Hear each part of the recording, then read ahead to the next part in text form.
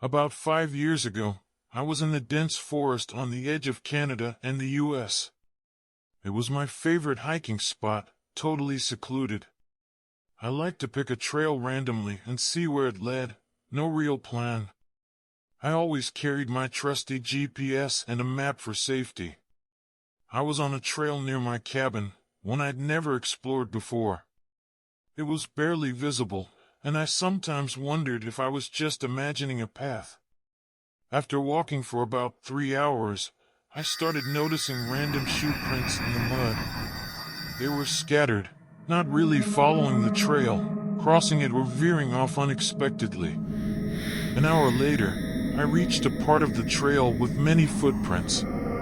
Looking up, I saw an old, run-down cabin. It looked out of place, with its door hanging off its hinges and the structure sinking into the ground.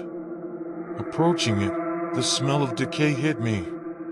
Inside, it was clear no one lived there. Like wild animals seemed to have nested, and plants were growing through the floorboards. As I was leaving, I noticed a shadowy figure moving quickly through the trees. My heart was racing. I would like to find out what the shadowy figure was, so I impulsively followed it deeper into the forest, but it was a big mistake. I totally lost my way, and I was starting to freak out. Suddenly, I heard a deep, scary growling sound behind me.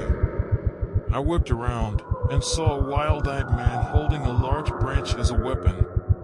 He lunged at me, and I took off, running back to the trail as fast as I could.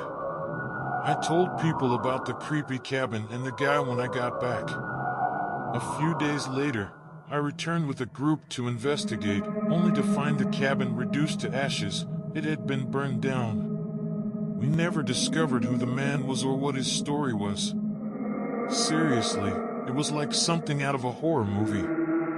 Now, I make sure to be extra careful on those trails. You never know what or who you find.